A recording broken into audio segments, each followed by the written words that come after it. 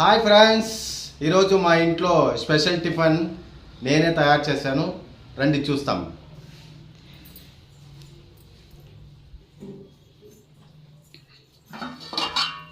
వేడి వేడి ఇడ్లీలు, వేడి వేడి సాంబార్, కారం కారంగా కారం చట్నీ, ఉద్దిపప్పు వడలు.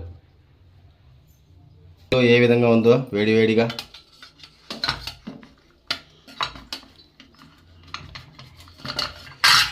కారం చట్నీ కొంచెం, సాంబార్ కొంచెం, దాంతోపాటు గారెలు.